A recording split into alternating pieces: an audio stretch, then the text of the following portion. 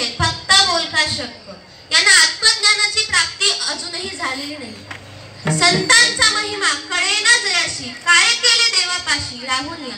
ज्यांना संतांचा सन्मानच करता येत नाही त्यांनी देवापाशी राहून तरी काय केले. आणि दादा तुम्ही म्हणता ना यांना अखंड देवाचा शेजार आहे, असं कुठं सांगितलं आणि कुणी सांगितलं? ज्यांचा शेजार चांगला आहे ते माणसं सुधारतात.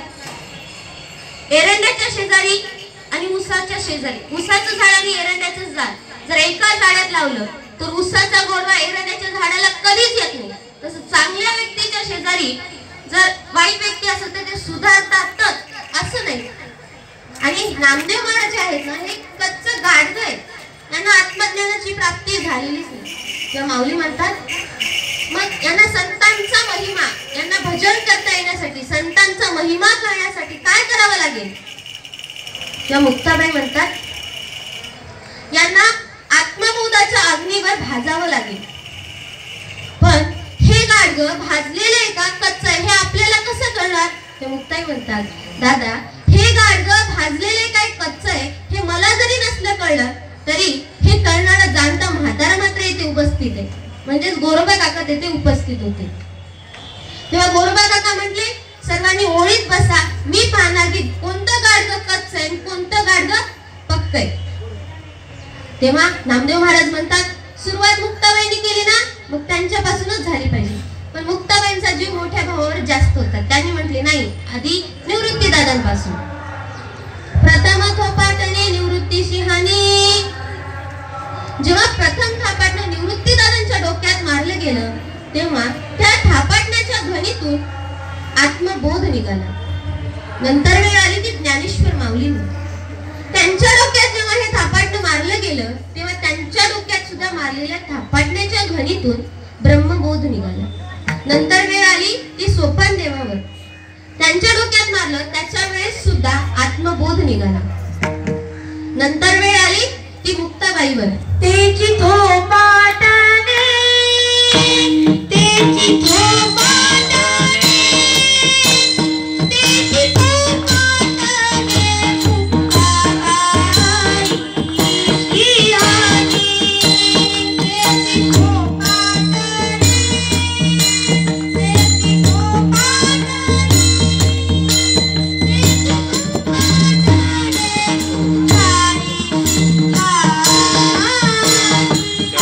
चालू आहे.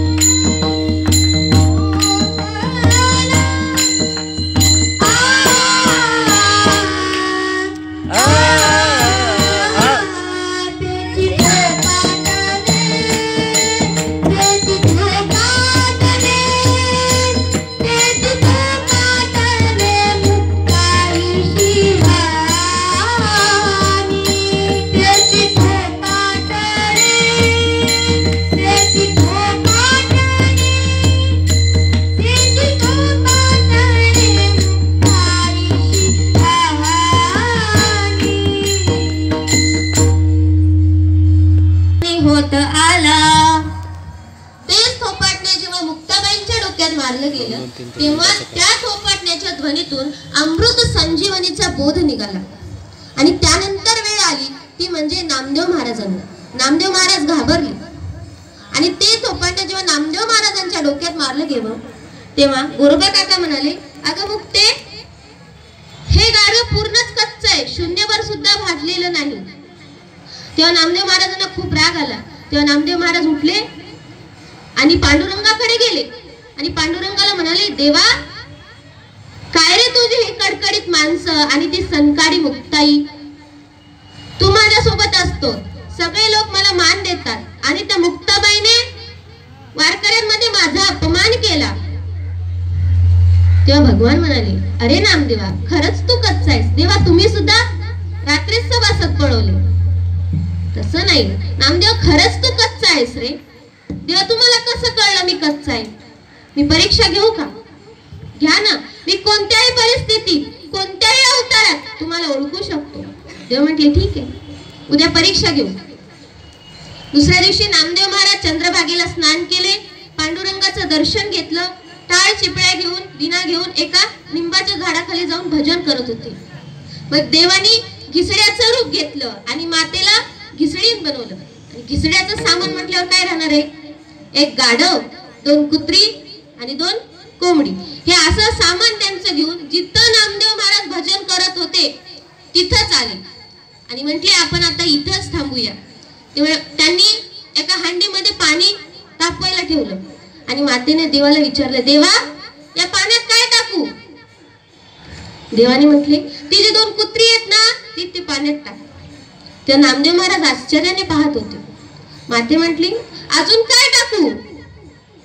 ती 2 कोंबडी जी आहेत ना ती पण टाकून दे. मातेने पुन्हा विचारलं, देवा अजून काय टाकू? तेव्हा नामदेव महाराज म्हटले, पूर्ण पंढरपूरला जेवण देणार आहेत काय? मग ते जे काही गाढव आहे ना ते गाढव सुद्धा टाकून दे. माते म्हटले, अजून काहीतरी टाकावं लागेल देवा. तेव्हा देवाने त्या नामदेवाकडे पाहिलं, म्हटलं ते तिकडे शेजारी कोणतरी बसले, घरी कंटाळून आलेत वाटलं, त्यांना उचलून टाक. तेव्हा नामदेव महाराजांना वाटलं खरंच टाकतील. नामदेव महाराज जे पळाले ते डायरेक्ट पांडुरंगाच्या मंदिरात आले. देवाला म्हटले, देवा आम्ही पंढरपूरच्या माणसांना देव समजतो, वारकरी समजतो आणि हे असं करतात. देवा म्हटले, म्हटलं ना नाम्या, तुला नाही ओळखता येणार रे मला. तुला सगुणाची ओळख आहे, तुला निर्गुणाची नाही. तुला ज्ञान मेष्टी आहे हे कळतं, पण ज्ञान समेष्टी आहे हे अजूनही कळत नाही. तुला विठ्ठल आहे हे कळतं, पण तुला जळीस तळी विठ्ठल भरला हे अजूनही कळत नाही. मी म्हंटल होतं नाम्या. मग देवानी ते रूप घेऊन त्याला दाखवलं. तेव्हा नामदेव महाराज म्हटले, देवा याच्यासाठी मी काय करू? तेव्हा भगवान म्हणाले, तू औंढा नागनाथला जा, तिथं विसोबा खेचर आहे, त्यांना ज्ञानोबा माऊली आणि मुक्ताबाईंनी प्रसाद दिलाय, त्यांच्याकडे तू जा. तेव्हा नामदेव महाराज औंढा नागनाथला येतात. तिथं आल्याच्या नंतर तिथं तीर्थावर स्नान करतात आणि मंदिरात येतात.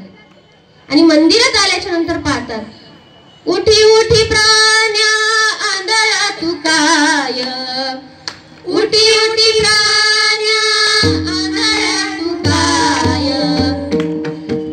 देवावरी पाय ठेवीतसे.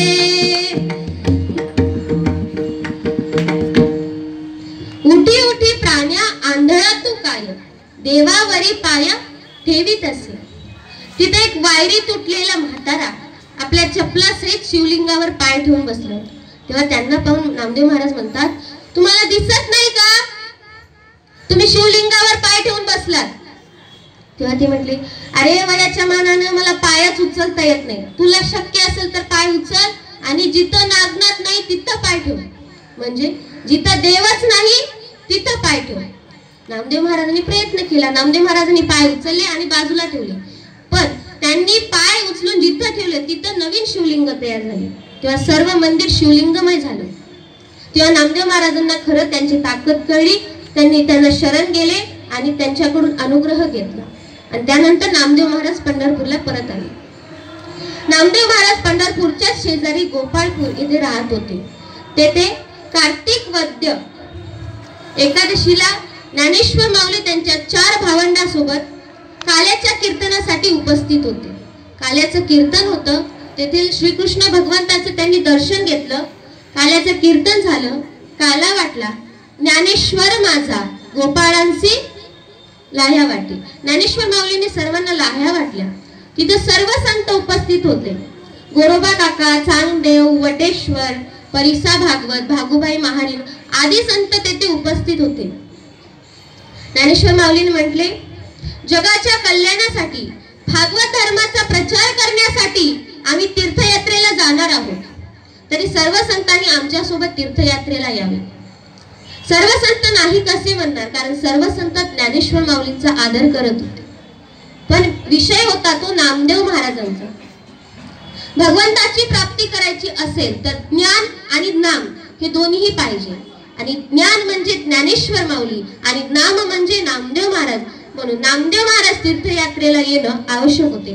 म्हणून ज्ञानेश्वर माऊली नामदेव महाराजांच्या घरी आले आणि नामदेव महाराजांना म्हटले, नामदेव महाराज, जीवनमुक्त व्यक्ती सुद्धा तीर्थ यात्रा देव हे कधीच टाळत नाही, म्हणून तुम्ही सुद्धा आमच्या सोबत तीर्थयात्रेला यावे.